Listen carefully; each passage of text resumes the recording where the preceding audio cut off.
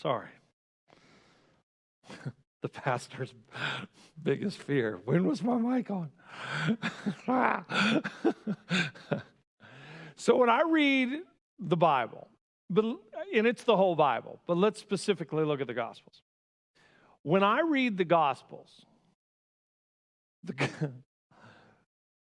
is there morality in the Gospels? Well, of course there is. Come on.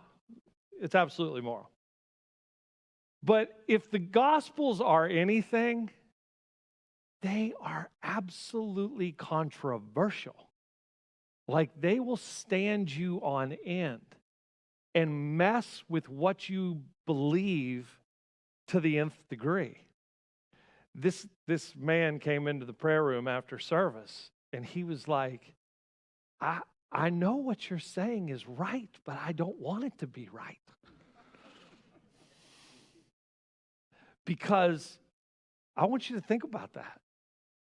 Look, they didn't kill Jesus because his morality was different than their morality.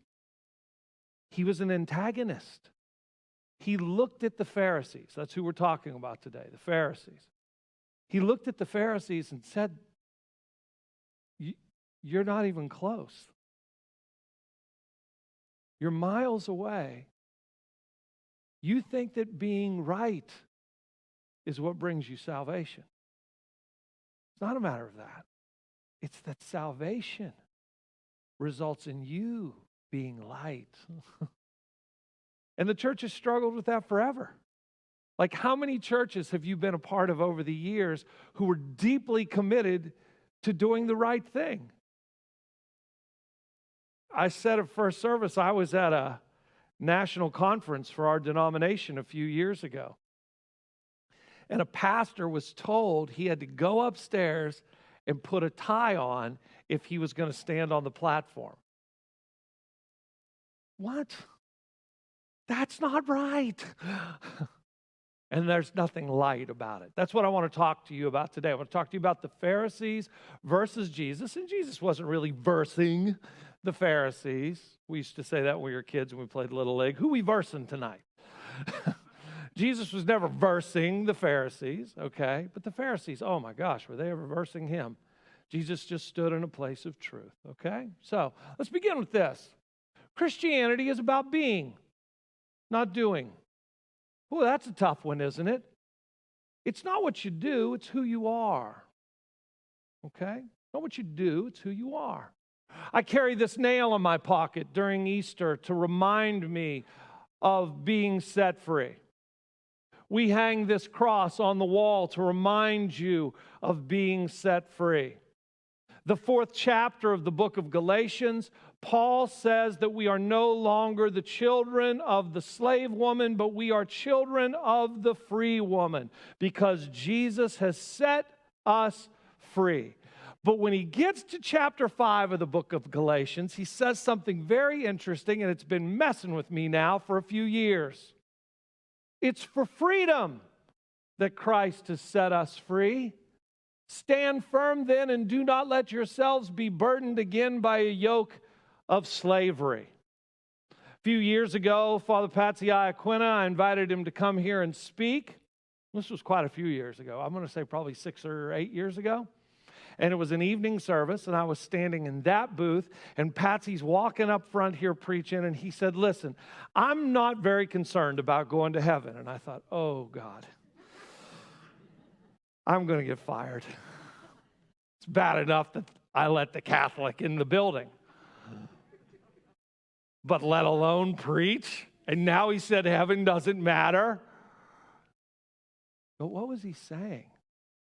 That night, my rightness was challenged because I thought Jesus just died on the cross and laid in a tomb and rose from the dead for me so I could be with him someday in paradise, so I could go to heaven. And what Patsy was saying is, yes, that's true, but I want to know what it means to be in freedom. This is important. Jesus is Messiah not only for us to go to heaven, but so that right here, right now, we can live in this perfect peace and joy that is freedom. Jesus' messianic qualities are not confined to the afterlife. This life is part of the quality of Jesus, Messiah. And that was the struggle.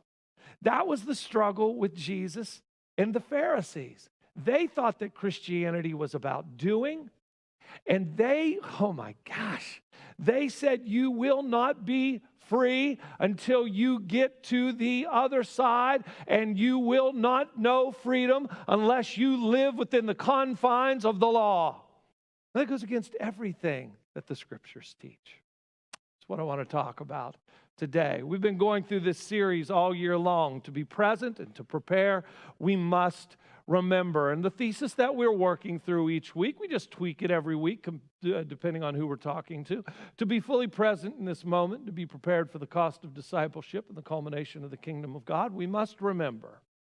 The Pharisees believed life was about doing right, while Jesus knew life is about being light. The Pharisees believed life was about doing right, while Jesus knew life is about being light. Again, they didn't crucify Jesus because of his moral standard. They crucified Jesus because he came against the authorities of empire to the point where they could no longer stand in their authority if they were behaving as they were behaving, as they were living as they were living, as they were being as they were being. Jesus challenged them at their core, and they crucified him because of it. Let's get into this. The Pharisees' high story. What is the Pharisees' history? You read all about the Pharisees in the gospel. 3 things I want to talk to you about from their history today. Number 1, there were thousands of Pharisees who had many confrontations with Jesus from Galilee to Jerusalem. There's no real number. We don't know. There is a certain number in the Sanhedrin that's split between the Sadducees and the Pharisees. But there were Pharisees in the Sanhedrin, the ruling council, but not all Pharisees were in the Sanhedrin. You with me? There were thousands of Pharisees that were in play between Galilee up north and Jerusalem to the south. And Jesus had many confrontations with them. I'm going to focus on one. Number 2, the Pharisees were committed to protect what is right, even if the preservation of right results in violence. Guys, listen. You know I'm a nonviolent person. I'm completely nonviolent.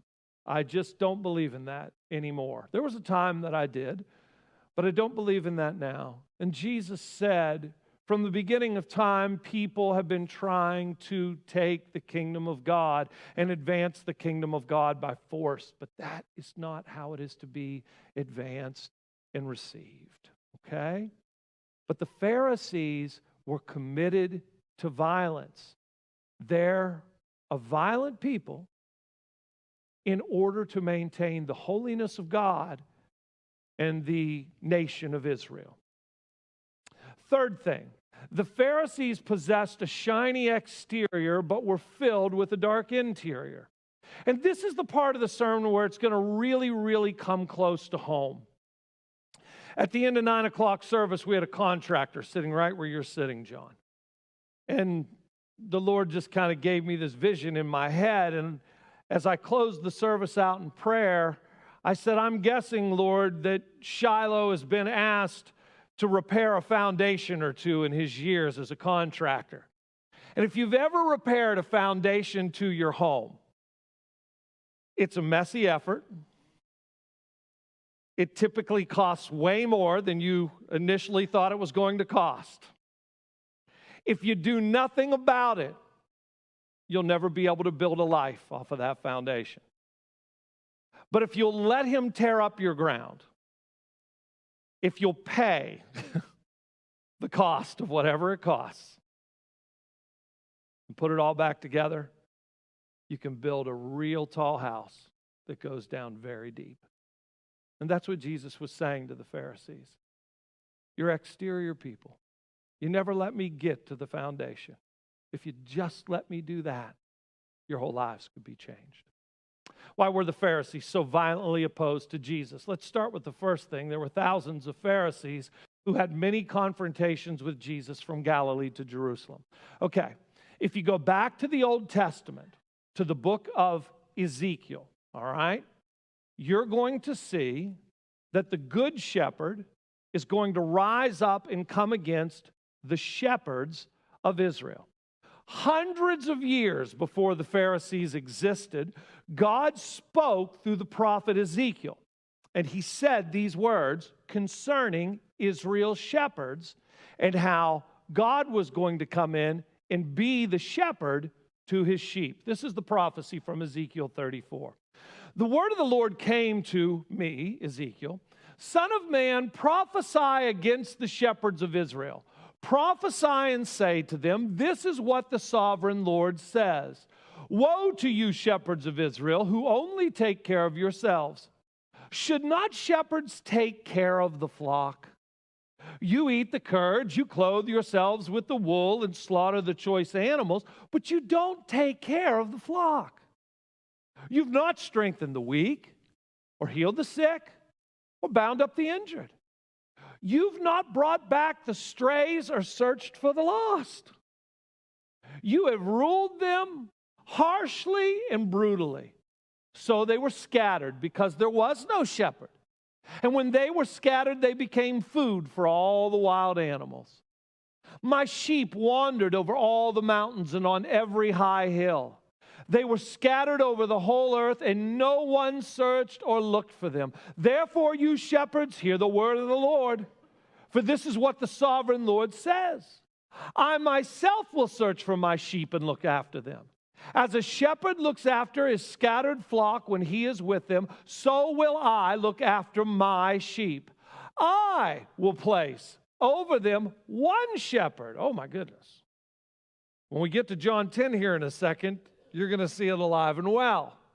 I will place over them one shepherd, my servant David, and he will tend them. He will tend them and be their shepherd. I, the Lord God, I will be their God, and my servant David will be prince among them. I, the Lord, have spoken. Now, this is the time of the exile, so the whole priesthood and the pastorate have fallen apart completely. So what God is saying to the prophet Ezekiel is this. After the 70 years of exile, and you come back to Jerusalem, and the walls get rebuilt, and the temple gets rebuilt, and life as you once knew it gets back into an orderly fashion, there are going to be pastors and priests that are going to be raised up who are supposed to be shepherd to the sheep who are the people of Israel. But over time, those pastors, those shepherds, are just going to get fat and happy in their jobs. And they're no longer going to care for my people as I have called them to care for my people.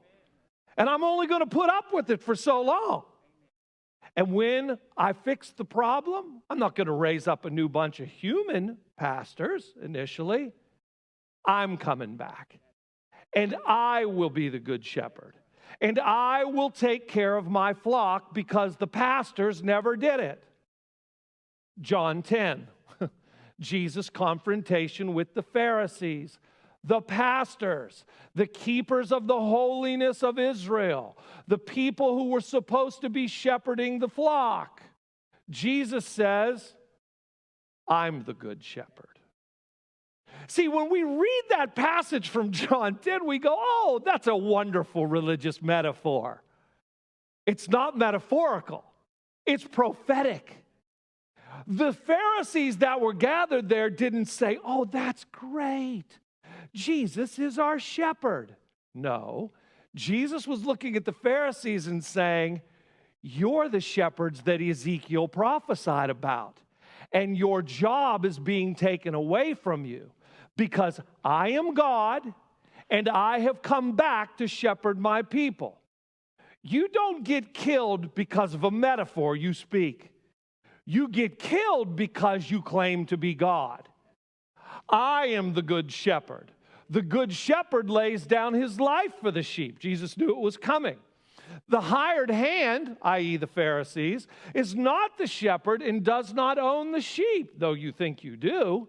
So when he sees the wolf coming and any danger comes on you, he abandons the sheep and runs away. And then the wolf attacks the flock and scatters it. Isn't that what Rome had done to Israel at that point? The man runs away because he's a hired hand. He's there for the money. He doesn't care for the sheep. I'm the good shepherd. I know my sheep, and my sheep know me. Just as the Father knows me, and I know the Father, and I lay down my life for the sheep. This one will mess with you forever. I have other sheep that are not of this pen. Just pause there for a second. What does that mean? I'm talking to this man in the prayer room after church about a number of things that I said in the sermon. I said, geez, you didn't even bring up the most controversial thing that I said last service. He goes, oh no, I wrote that down too. I'm speaking from the context of institution only.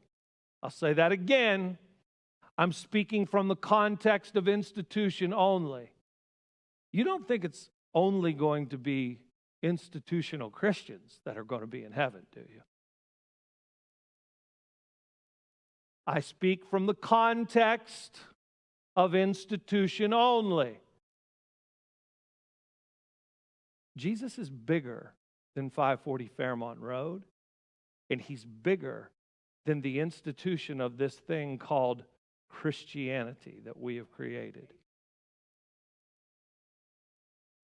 I said, people love good Pharisees. Good Pharisees love when I say the exclusive Christ. Every good Pharisee loves when I say that phrase, the exclusive Christ. They get a little nervous when I say inclusive call. You want us to work on your foundation or not? I'm good, Pastor. We're going to make a mess. I'm good, Pastor. It's going to cost more than what you think. I'm good, Pastor. How many times in church have we said, oh, we have such a great church. We really don't want those people in here, though. That's tough, man. But Jesus says, I have people that don't belong to your little flock. I must bring them also. They too will listen to my voice, and there shall be one flock and one shepherd. The reason my Father loves me is that I laid down my life, only to take it up again. This is the kind of power that blows your mind. No one takes it from me, but I lay it down of my own accord. I have authority to lay it down and authority to take it up again. This command I received from my Father. Now, there's a little break in the 10th chapter of John. It almost fast forwards to the winter of that same year that Jesus spoke these words. And when he's walking through the temple again, through Solomon's colonnade in the season of winter, they are still harping on him about this comment about being the good shepherd. And in that passage, okay, Jesus goes back, reiterates what he says, and as he is saying once again to the Pharisees that he is the good shepherd, he also says this, and it really ticks them off. If they did not figure out that he was claiming to be God when he said, I am the good shepherd, and I will save my sheep, surely they got it when he said, I and the Father are one. He claimed divinity. Anybody that tells you that Jesus never claimed to be God clearly has not read the Gospels. He claims to be God over and over and over again. And when Jesus says, I and the Father are one, to the Jews, to the Pharisees, it says again, Jesus' Jewish opponents picked up stones to stone him. They wanted to kill him because of his attempt to work on the foundations of their life. Now, I love this passage because remember what he said in the last little lesson from John 10 before the winter came? You don't take my life from me. I am in charge of my life and my death. I lay my life down, I take it up again. This command I received from my Father. When they pick up stones to stone him, Jesus says to them, I've shown you many good works from the Father. For which of these works do you stone me? If you were looking down the wrong end of the barrel of the gun, would you be that calm? I love that. Jesus is looking at all of these people with stones in their hand ready to kill him. And he thinks back to all those years prior when he was in Nazareth and they ran him out to the edge of the cliff to throw him off. And I've stood on that cliff and it is up there. He would have died if they were successful. You were there. And he turns around and he says, I don't think I'm going to let you all kill me today. And he walked straight out. Those folks don't have control over him. Jesus gave his life when he was ready to give his life. Have you ever heard the phrase, you just signed your death warrant? Jesus literally signed his own death warrant. He was willing to die to change the foundation of not only the prostitute, the leper, the Roman centurion. I always, if you're taking notes, write this down. Jesus died for the people who killed him. That's amazing. He laid down his life for those who were actively taking his life. He was willing to go that far in confrontation with them in order to save their lives. Wow, that's amazing. Second thing, the Pharisees were committed to protect what is right, even if the preservation of right results in violence. Now, I'm going to do this quickly because I could talk about this all day long. So I'm going to give you a couple of examples from the Old Testament and one from history and one from the New Testament that shows you the tradition and the spirit of the Pharisees. I love years ago when Brian Laritz was here preaching. He said, I promise I'll be to your neighborhood. Give me a second. I'm going to give you all of these stories, and I promise you I will come to your neighborhood. Track with me. In the 25th chapter of the book of Numbers, this is hundreds of years before the Pharisees. Hundreds of years. The spirit of the Pharisees began in Numbers 25 with a man named Phinehas. While the Israelites were still wandering the desert prior to crossing the Jordan River into the Promised Land, they settled in an area called Shittim. It was adjacent to a people called the Moabites. The Moabites didn't worship Israel's God. They worshiped all kinds of gods, and they were deeply engaged in sexual sin. When the Israelites got to Shittim, they got to congregating with the Moabites. Israelite men, Moabite women, and they started shacking up together. This is your Bible. I didn't write it, I'm just reporting it. When that happens, when the tribal chiefs of the tribes, so to speak, within Israel, all of the different divisions of each tribe, it's like tens of thousands of men, go and engage in sexual relationship with the Moabite women, God says to Moses, you bring all those guys out here for everybody to see because I'm going to execute every single one of them.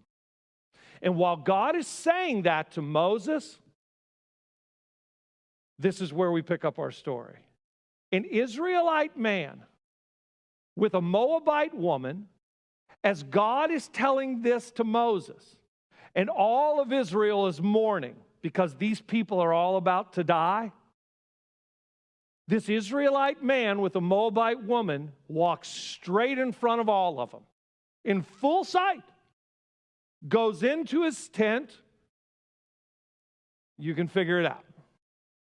When Phinehas, son of Eleazar, the son of Aaron the priest, saw this, He left the assembly, took a spear in his hand, and followed the Israelite into the tent. He drove the spear into both of them, right through the Israelite man and into the woman's stomach. And then the plague against the Israelites stopped. No more executions. Phinehas and his descendants will have a covenant of lasting priesthood because he was zealous for the honor of his God and made atonement for the Israelites. This is where the spirit of the Pharisees begin. Okay? How many of you old Christians in the room have ever sung from the Cokesbury hymnal, "This hymn, I love to tell the story"? How many of you have ever sung, "Tell me the stories of Jesus, I love to hear"? Well, Phinehas' story was in Israel's hymn book. What's Israel's hymn book? The book of Psalms, Psalm 106, on page 72 or whatever it is of their hymnal. But Phinehas stood up and intervened, and the plague was checked. This was credited to him as righteousness for endless generations to come. At some point in our history of Israel, people compromised the holiness of God by laying down with Moabite women and sacrificing to their God. Phinehas rose up, killed them off, and the plague ended. Got that in your head? Let's move to Elijah. In 1 Kings 18, Ahab and Jezebel are ruling over Israel, and literally all hell is breaking loose.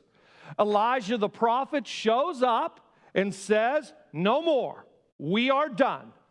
He says to Ahab, "I want you to get the 450 prophets of Baal, and I want you to get the 400 prophets of Asherah, their false gods, and I want you to meet me up on top of Mount Carmel. When we get there, we're going to have a little contest." Elijah went before the people up on the mountain and said, "How long will you waver between two opinions? If the Lord is God, follow him. But if Baal is God, follow him." But the people said nothing. Isn't that interesting? When things get a little dicey, they go, "I think I'm good with the foundation I have."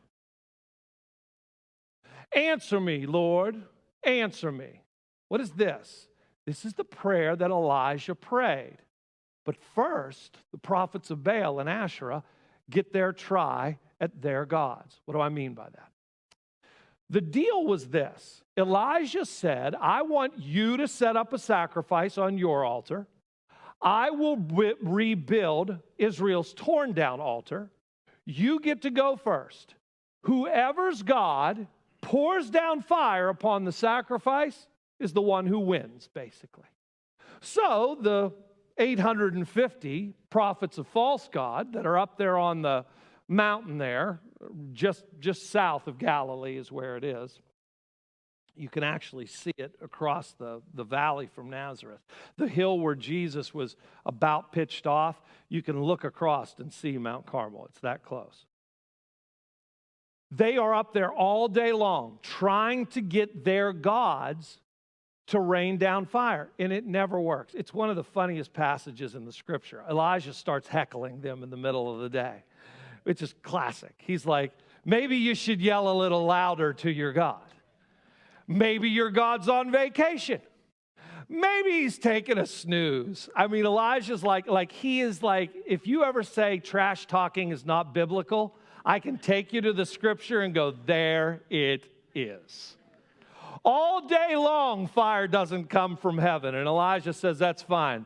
Here's what I want you to do." And this is what's fascinating about this, because it was in the middle of a 7-year drought. And Elijah says, "I need you to go get water to pour it over my altar and my sacrifice." Well, I don't know where they got the water after a 7-year drought, but they show up with all of the stores of water and they dump it all over Elijah's sacrifice and altar. And Elijah prays, "Answer me, Lord, answer me, so these people will know that you, Lord, are God, and that you are turning their hearts back again." And then the fire of the Lord fell and burned up the sacrifice, the wood, the stones, and the soil, and also licked up the water in the trench. When all the people saw this, they fell prostrate and cried, "The Lord, he is God! The Lord, he is God!" Well, of course they did. Isn't that how it typically works? Just don't touch my foundation. Then Elijah commanded them, seized the prophets of Baal. Don't let anyone get away. They seized them, and Elijah had them brought down to the Kishon Valley, and he slaughtered them there, just like Phinehas did. Next, from history, Matathias and Judas Maccabees. At the tail end of Alexander the Great's empire in 167 BCE, this leader, Antiochus Epiphanes, rolls into Jerusalem. If you read the Gospel of Matthew, it says abomination of desolation. This is the first abomination of desolation. Antiochus Epiphanes goes into the temple in Jerusalem, sets up a god, and says, look, our army's bigger than yours. Our armaments are bigger than yours. You can't win. So all of you are going to bow down. And a guy named Matathias and his son Judas Maccabees says, oh no, we won't.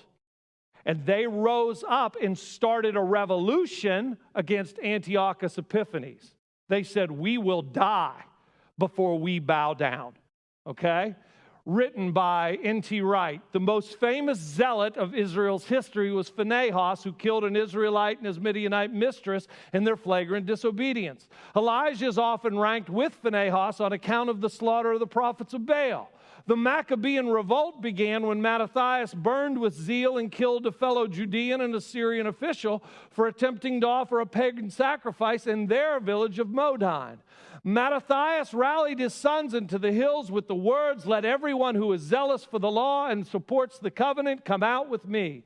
Given this background, it's not difficult to imagine a young Jew faced with the sordid power of paganism in the early first century and the shabby compromises of many of his countrymen being fired up by this vision. Cling on to God's faithfulness. Stir up your courage and act. This is what being a Pharisee was all about. This is what the word Judaism meant to the young Saul from Tarsus. Phinehas, Elijah, Matathias, and Judas Maccabees, and now we have Saul. Go ahead. Saul writes in Galatians 1:13 and 14, now Paul, for you have heard of my previous way of life in Judaism, how intensely I persecuted the church of God and tried to destroy it. I was advancing in Judaism beyond many of my own age among my people and was extremely zealous for the traditions of my fathers. And to the church at Philippi, he writes, watch out for those dogs, those evildoers, those mutilators of the flesh, the Pharisees. For it is we who are the circumcision, we who serve God by His Spirit, who boast in Christ Jesus, and who put no confidence in the flesh, though I myself have reasons for such confidence. What is he saying here? I used to be a Pharisee. If someone else thinks that they have reasons to put confidence in the flesh, I have more. Like every other Pharisee before me, I was circumcised on the 8th day. I was of the people of Israel, of the tribe of Benjamin, a Hebrew of Hebrews. In regard to the law, a Pharisee. As for zeal, just like Phinehas killed that woman and that guy, just like Elijah killed all those prophets of Baal and Asherah, just like Matathias and Judas Maccabees rose up against Antiochus Epiphanes, I persecuted the church. As for righteousness based on the law, got to do good, got to do right, faultless. But whatever were gains to me, I now consider loss for the sake of Christ. Why did they hate Jesus so bad? The Pharisees of Jesus' day, including Saul of Tarsus, believed themselves to be doing the right things, just like Phinehas, Elijah, Matathias, and Judas Maccabees had done before them. The Pharisees believed the things Jesus was doing was to be likened to the Hebrew man and the Moabite woman, who Phinehas executed, the prophets of Baal and Asherah, who Elijah slaughtered, and Antiochus IV Epiphanes, who set up the abomination of desolation in Jerusalem's temple, against whom Matthias and Judas Maccabees called for and took up revolution. Do you get it? Why did they hate Jesus so bad? He was just like all those other people before that every good Jew killed off. They thought they were doing the right thing by crucifying Jesus. And Jesus said, no, you're doing the wrong thing, but I'm going to let you kill me anyways. And I'm going to work to save your life, to rescue you. Wow. Finally, the Pharisees possessed a shiny exterior, but were filled with a dark interior. I want to read you something, if I can, just real quickly from Matthew 23 before I give you these woes. Here's what Jesus says. This is in the last part of his life. This is the last week of his life before he was crucified. He's teaching in the temple, and this is what he tells the people in the temple. Then Jesus said to the crowds and to his disciples, the teachers of the law and the Pharisees sit in Moses' seat. So you must be careful to do everything they tell you, but do not do what they do. Don't live as they live. For they don't practice what they preach. They tie up heavy, cumbersome loads and put them on other people's shoulders, but they themselves are not willing to lift a finger to move them. Everything they do is done for people to see. They make their phylacteries wide and their tassels on their garments long. They love the place of honor at banquets and the most important seats in the synagogue. Oh, they love to be greeted with respect in the marketplaces and to be called rabbi by others.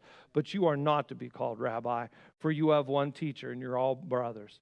And don't call anyone on earth father, for you have one Father and he is in heaven. Pause. My son Cameron was here at first service and I yelled over. I said, Cam, am I your father? And he goes, nope, you're my dad.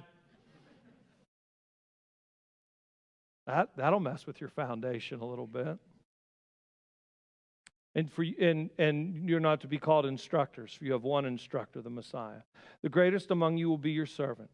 For those who exalt them will be humbled, and those who humble themselves will be exalted. Do you think Jesus said that to the Pharisees' face, or do you think he was sneaking around? He wasn't sneaking around. He was right there in the temple courts. Because when he finished saying that, he turns and he offers 7 woes to the Pharisees. Let me give you 3. Woe 1. Woe to you, teachers of the law, Pharisees and hypocrites. You shut the door of the kingdom of heaven in people's faces. Ouch.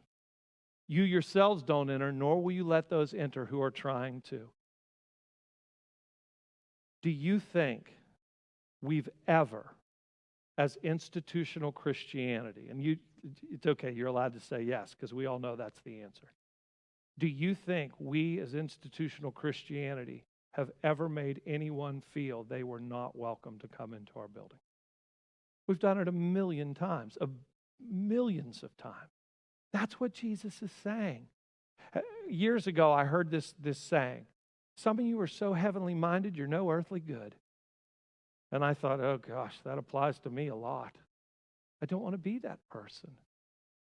Jesus lived his whole life dirty with the dirty. I heard a pastor stand up in a sermon once and say, Jesus became a loser to die for a bunch of losers. Now that's hard. It's hard. And I want you to think about that. He who knew no, that'll mess with your foundation. He who knew no sin became sin. That's not pretty. That's dirty. See, that's the part where we're like, look, I would just rather my flannel board Jesus be my Jesus. That's not Jesus.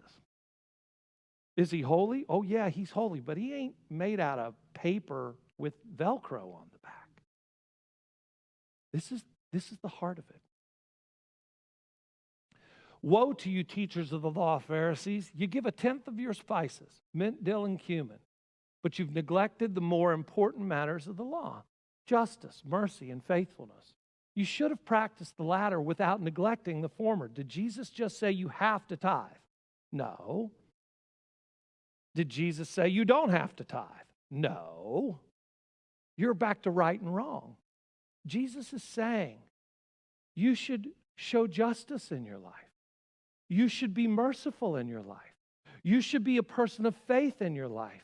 And everything you own, when God asks for it, you should be able to give it. Is it wrong to tithe? Heck no. But don't ever see tithing as your finish line. God wants everything from you. Everything. Okay? Oh, wait a minute, back up. You strain out a gnat and swallow a camel. How many people are like, you go put that tie on? Really? That's a gnat, and you're trying to choke down a camel. Woe to you, teachers of the law and Pharisees, you hypocrites. You're like whitewashed tombs. You look beautiful on the outside, but inside are full of the bones of the dead and everything unclean. In the same way, on the outside, you appear to be people as righteous, but on the inside, you're full of hypocrisy and wickedness. Yeah, I understand that means hypocrites. But do you know what it else means? So many of us in our churches, and this is what this guy and I were talking about in the prayer room between services. He said, I know what you're saying is right, but I don't want it to be right. Why? Because it would mess up the inside of my life. I'd have to believe differently. I couldn't just talk about Jesus setting me free. I have to figure out what the freedom for which I've been set free is. I just want to go to heaven. Keep my head down and get there. Okay. Enjoy yourself. I'm assuming you'll be asking me to pray for you because you need to survive. I'm telling you, the storm doesn't matter. It's the eye where you should live. Two final things with this. Right is unfulfillment. Light is fulfillment. Does Jesus ever say, don't keep the law? No. Don't think that I've come to abolish the law of the prophets. I haven't come to abolish them, but to fulfill them. You just need to make sure you understand what fulfilling the law actually is. For truly I tell you, in heaven and earth disappear, not the smallest letter nor the least stroke of the pen will by any means disappear from the law until everything is accomplished. Therefore, anyone who sets aside one of the least of these commands and teaches others accordingly will be called least in the kingdom of heaven. I'm not telling you don't obey the law. I'm not telling you to set it aside. But whoever practices and teaches these commands will be great in the kingdom of God. But when you practice them and teach them, I tell you, unless your righteousness surpasses that of the Pharisees and the teachers of the law, you're not going to enter the kingdom of heaven. Now listen, if your practice of the law don't look like Jesus, you need to go back to square one.